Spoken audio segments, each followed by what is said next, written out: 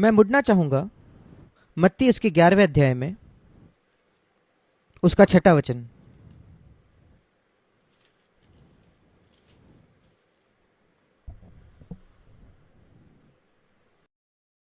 यीशु यहां कहता है एक आशीषित व्यक्ति के बारे में, धन्य व्यक्ति के बारे में।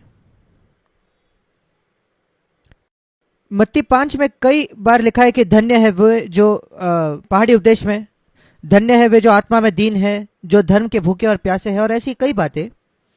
यहां लिखा है धन्य है वो जो मेरे कारण ठोकर न खाए या बुरा न माने, जो मेरे वजह से बुरा नहीं मानता। बुरा मान जाता है क्योंकि, क्यों, क्या कारण है? क्योंकि कभी कभी क्योंकि हम अपेक्षा करते थे कि प्रभु हमारे लिए कुछ करेगा और उसने वो नहीं किया। ये एक मुख्य कारण है क्यों कई विश्वासी बुरा मानते हैं। उन्होंने किस बारे में प्रार्थना की थी और बाइबल में उनको वायदे भी थे, उन्हें लगता है कि उन्होंने शर्त पूरी की है और उत्तर नहीं आता कई लंबे समय तक। कोई बीमारी चंगी नहीं होती, कोई समस्या सुलझ नहीं जाती, और फिर संभव है कि आप परमेश्वर की वजह से बुरा मान जाते हो। परमेश्वर से इस वचन के बारे में सोचे, धन्य है वो जो कभी भी मेरे कारण बुरा नहीं मानता, मेरे से किसी भी परिस्थिति में। और मैं आप में से किसी को अपराधी नहीं महसूस कराना चाहता, पर अपने आप से प्रश्न कीजिए, अपने आप से यह प्रश्न कीजिए, क्या आप कभी परमेश्वर की वजह से बुरा मान गए हो या नाराज हो गए कि प्रभु ने ऐसा कुछ नहीं किया जो आप चाहते थे वो करे? आपने अपेक्षा की थी कि प्रभु एक तरीके से काम करेगा, उसने नहीं किया। आपने प्रार्थना किया, आपको लगा सारी शर्तें आपने पूरी की है और कोई उत्तर नहीं मिला। आप लंबे समय तक इंतजार करते रहे और चीजें बुरे से बदतर होते गई और फिर आप नाराज हो गए। मेरे साथ निकालिए मत्ती 13। यहां लिखा है अलग अलग प्रकार के जमीन, परमेश्वर का वचन जिसमें बोया जाता है। हमारे लिए अच्छा है कि हम इस वचन पर मनन करें। बीज बोने वाले का दृष्टांत मत्ती 13:18 वचन से आगे। और अपने आप से प्रश्न करें कि क्या हम किसी इनमें से किसी श्रेणी में आते हैं क्या? मैं एक विशेषकर एक विषय में बारे में सोच रहा हूं।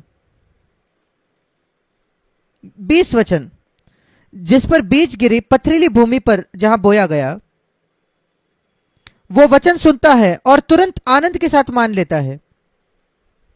मैं निश्चित हूं हम में से सब पीछे मुड़कर देख सकते हैं ऐसे समय, शायद पहले बार जब हमने परमेश्वर का वचन सुना और कभी कभी हम उससे जकड़ गए, और जो अद्भुत आनंद हमने पाया, एक क्षण जब विश्वास हमारे हृदय में आ गया, हम पवित्र आत्मा से भर गए, कोई अद्भुत अनुभव या कोई अद्भुत प्रार्थना का उत्तर हमें मिला और हमने परमेश्वर के वचन को आनंद से मान लिया। पर क्योंकि हमने उसको अनुमति नहीं दी उस वचन को कि वो हमारे अंदर जड़ पकड़े, जब कोई पीड़ा आ गई या क्लेश या उपद्रव आया तो तुरंत, वहां लिखा है, यहां लिखा है ठोकर खाता है। बाइबल इंग्लिश के मार्जिन में लिखा है कि वो नाराज हो जाता है, बुरा मानता है, कभी कभी वे गिर जाते हैं। और ये दूसरा कारण है क्यों हम नाराज हो जाते हैं, बुरा मानते हैं, क्योंकि मैंने अपेक्षा नहीं की थी कि मसीह जीवन ऐसा होगा।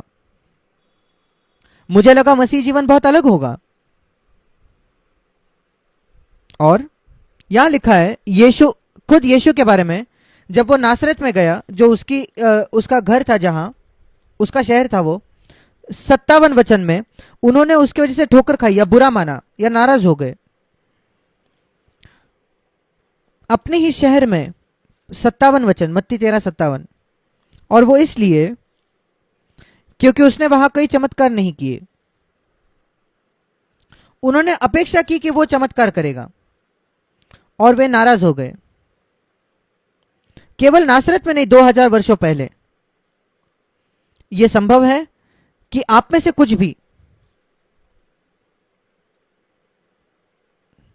शायद आप बुरा मान गए, नाराज हो गए, आपने दिखाया नहीं, बताया नहीं, क्योंकि आप जानते हो कि ऐसा कुछ कहना सही नहीं है, पर आप चाहते थे कि प्रभु कुछ करे किसी ना किसी प्रकार से, और उसने नहीं किया। उसने वैसे काम नहीं किया जैसे आपने अपेक्षा की थी उसे करने के लिए। उसने वो चमत्कार नहीं किया जो आपने अपेक्षा की थी कि वो करेगा।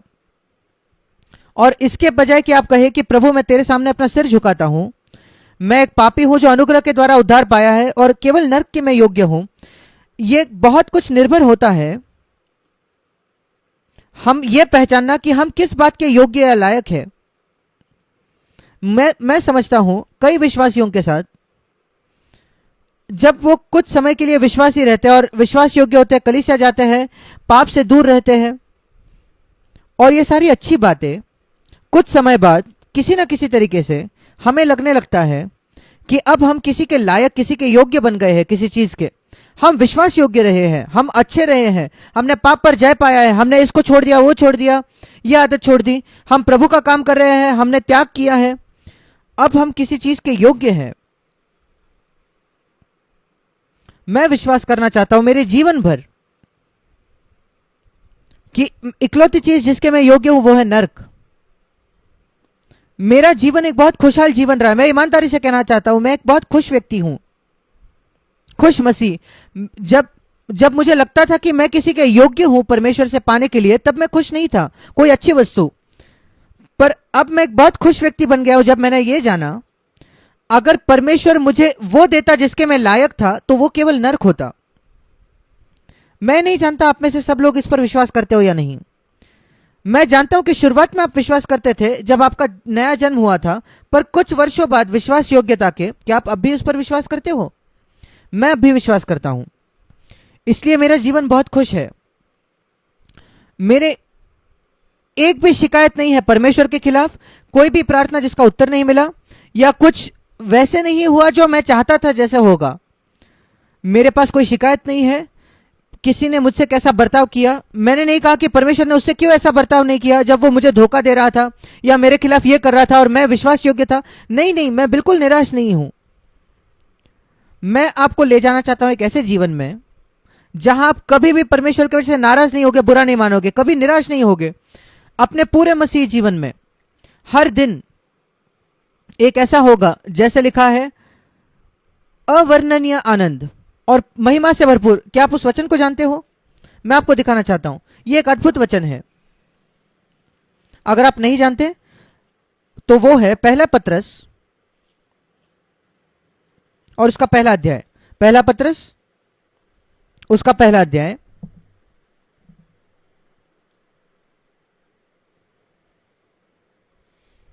पहला पत्रस। तुम आनंद मनाते हो अवर्णनीय आनंद के साथ और महिमा से भरपूर। पहला पत्रस पहला अध्याय 8वां वचन, उसका अंतिम भाग। तुम बहुत आनंदित और मगन होते हो। पहला अध्याय, पत्रस पहला अध्याय 8वां वचन, उसका अंतिम भाग। जो ऐसे मगन होते हो जो वर्णन से बाहर, और एक भाषांतर में यह लिखा है जिसका वर्णन नहीं किया जा सकता, या महिमा में जिसको अवर्णनीय आनंद। इस प्रकार का आनंद हमारे पास निरंतर होना चाहिए। मैसेज बाइबल कहता है कि आप हंस कर और गाकर उस पर भरोसा करते हो। क्या यह अच्छा तरीका नहीं प्रभु पर भरोसा करने का? हंसकर और गीत गाकर, क्योंकि परमेश्वर हमसे भला रहा है। एक ऐसा आनंद जो शब्दों में बयां नहीं किया जा सकता, पर कई मसीहों के पास इस प्रकार का अनुभव नहीं है। वे नाराज हो जाते हैं, बुरा मानते हैं। इफिसियों उसके 6 अध्याय में और उसका 19 वचन,